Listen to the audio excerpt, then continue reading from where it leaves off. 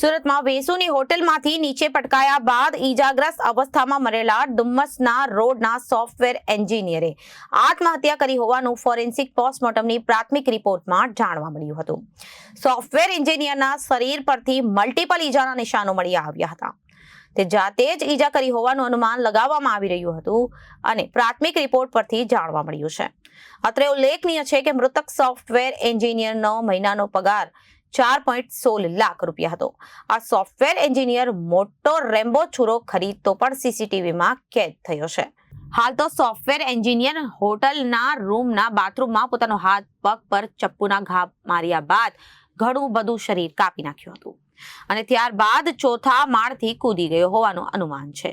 જોકે હજુ સુધી તેને આ પગલું કયો કારણોસર ભર્યા તે સામે આવ્યું નથી। મળતી માહિતી પ્રમાણે મહેસાણામાં આવેલા ઊંઝાના વતની અને હાલ મગદલા રોડ પર આવેલા વીરભદ્ર હાઇટ્સમાં રહેતા 35 વર્ષીય અક્ષત જિગ્નેશભાઈ શાહ પત્ની અને 1.5 વર્ષનો પુત્ર, માતા, પિતા અને ભાઈ સહિતના પરિવાર સાથે રહેતો હતો। 2 વર્ષ પહેલા જ લગ્ન થયા હતા અને પત્ની ડોક્ટર છે। અક્ષય બેંગ્લોર આઈઆઈટીમાં પાસ આઉટ થયેલો છે। અક્ષત બેંગ્લોરની ખાનગી કંપનીમાં સોફ્ટવેર એન્જિનિયર તરીકે છેલ્લા 3 વર્ષથી વર્ક ફ્રોમ હોમથી કામ કરતો હતો। તેમના પિતા મુકેશભાઈ પણ ખાનગી કંપનીમાં નોકરી કરે છે।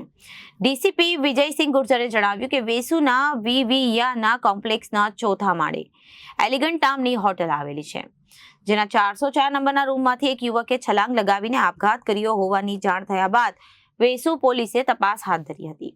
તપાસમાં યુવક અક્ષત મુકેશભાઈ શાહ હોવાનું અને સોફ્ટવેર એન્જિનિયર હોવાનું સામે આવ્યું હતું।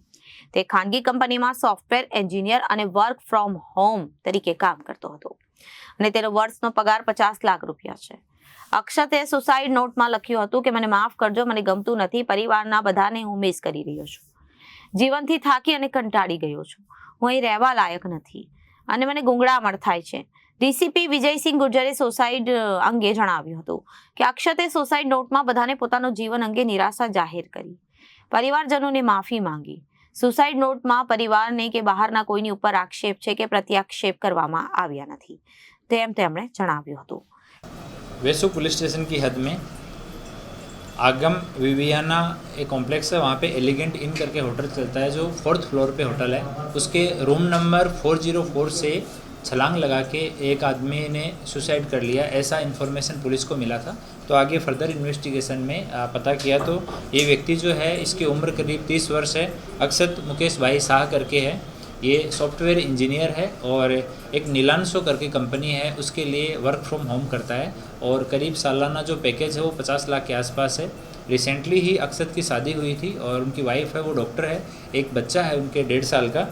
और उस दिन जब हमने तपास किया तो करीब 1:30 बजे के आसपास अक्षत जो है वहाँ होटल में एंट्री करता है, टाटा की गाड़ी अपनी बेसमेंट में खड़ी करता है और ऊपर जाके रिसेप्शन से एक रूम बुक करता है। रूम बुक करके रूम देख के आता है और फिर होटल में चला जाता है और करीब 5 बजे के आसपास में वहाँ से ये जंप करता है। बाद में जब पुलिस वहाँ पे गई तो हमने जब पीएम रूम में जाके बॉडी देखी डॉक्टर्स के साथ में मिलके, तो बॉडी से बहुत सारे शार्प कट के निशान थे जो किसी चाकू से किए हुए हों या किसी दूसरे। तो उस टाइम ऐसा लगा कि सुसाइड है कि हत्या है, इस तरह का भी प्रश्न सामने आया क्योंकि इतनी ज़्यादा इंजरी उनकी बॉडी के ऊपर थी, गले के ऊपर, पैरों के ऊपर, शरीर पे 1-2 जगह और अन्य भी इंजरी थी जो काफ़ी शार्प इंजरी थी। तो वहाँ के इस तपास में हमने होटल के सारे CCTVs भी देखे तो होटल का जो रूम है 404, उसके बाथरूम में पूरा बाथरूम ब्लड से सना हुआ था और वहीं पे एक चाकू मिला। वो चाकू नया ही एकदम चाकू खरीदा हुआ था, उसके ऊपर जहाँ से ख़रीदा उसका स्टिकर और चाकू का जो पैकेट है वो भी रूम से हमें मिला। तो बाद में हमने उसकी तपास की तो बगल में एक संगीता स्टील करके स्टील का एक शॉप है, वहाँ से वो चाकू खरीदा हुआ था, वहाँ पूछताछ की गई तो 1:16 के ऊपर 260 रुपये ऑनलाइन पे करके खुद जो मृतक है अक्षत मुकेश भाई शाह उसने ही वहाँ से वो चाकू खरीदा था, चाकू खरीद के ही लेके आया। उनके पास में एक बैग बरामद हुआ जिसमें लैपटॉप, मोबाइल फ़ोन, एक डायरी और एक जीन्स और कुछ कैश और पर्स उस बैग से बरामद हुआ। एक साथ में जो डायरी थी उसमें सुसाइड नोट भी लिखा हुआ था जिसमें किसी के ऊपर एलिगेशन नहीं किया हुआ है, लेकिन सबको अपने जीवन के प्रति निराशा जाहिर की हुई है और घर वालों से माफ़ी मांगी हुई है और सबको कि मुझे माफ़ कर दीजिए और इस तरह से मैं यहाँ रहने लायक नहीं हूँ, मुझे घुटन हो रही है, इस तरह की चीज़ें उसमें लिखी हुई है। किसी के ऊपर कोई आरोप प्रत्यारोप घर वालों पे या बाहर के व्यक्ति पे उसमें नहीं किया गया है। वो हैंडराइटिंग जो है वो उनकी जो पुरानी स्पेसिमेन हैंडराइटिंग है उसके साथ में हम लोग मैच करवा रहे हैं। इससे पहले उन्होंने करीब 5 बजे अपनी कंपनी को एक मेल भी किया, नीलांशु डॉट जो कंपनी है सीईओ, उनको एक मेल किया।